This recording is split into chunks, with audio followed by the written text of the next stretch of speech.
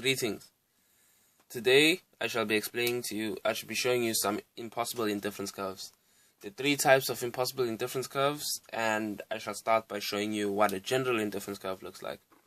A general indifference curve looks like this, with two commodity minus the triangles, of course. That is just to show diminishing marginal returns. This indifference curve looks like this: an y and x axis with two commodities, bread and cheese, for example. Anything, it can be anything, and then a downward sloping curve, which indicates where utility is maximized upon the graph. You see, so without this, just a quick sketch: cheese, bread. That's an indifference curve. Okay, that's a general indifference curve. Now we should move on to impossible indifference curves. One thing you should note is that indifference curves cannot cross. It doesn't matter what I put here. I'll just put cheese and bread again. It doesn't even matter what I put here, because this example does not deal with the stuff, with what commodity is on the x and y axis. So indifference curves, as I said, cannot cross. Okay, let's say origin point E. Okay, let's say this point is B and this point is A.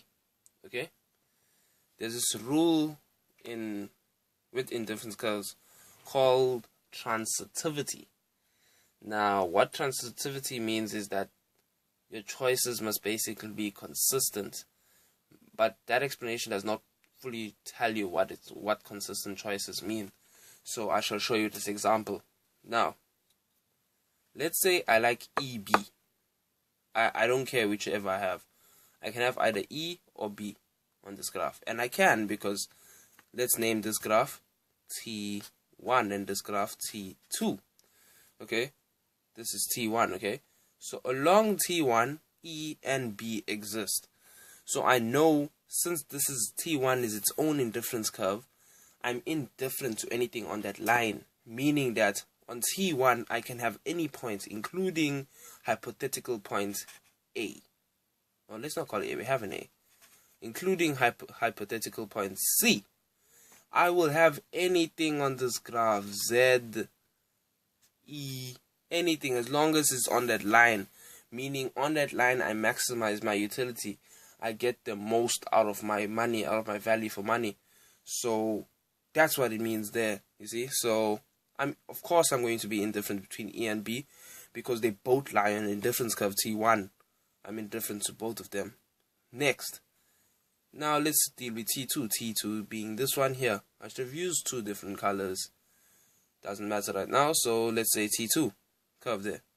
So EA. Okay, EA. I'm indifferent to points EA for the same reason that I'm indifferent to C, Z, E, E, B. See, AB. I'm indifferent to that. You see, because it lies on the same indifference curve. E lies on both T1 and T2, as you can see, because that's the intersection of it. An intersection of two graphs, that point of the intersection will lie on both graphs, you see. So EA and EB, I'm indifferent. Okay, since I'm indifferent I can either have EA or I can either have EB.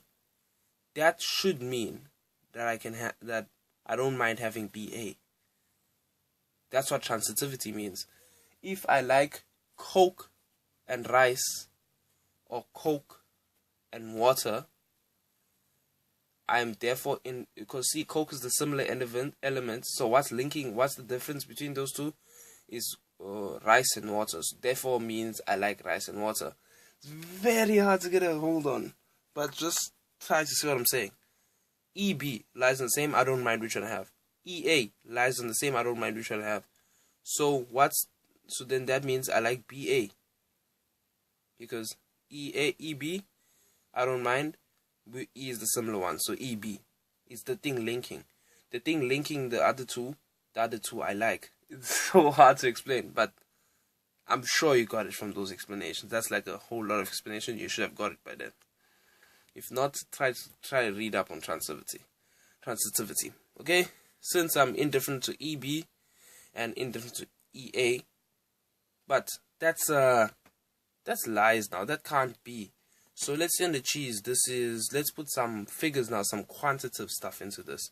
So 1, let's say A is 1 and B is 2.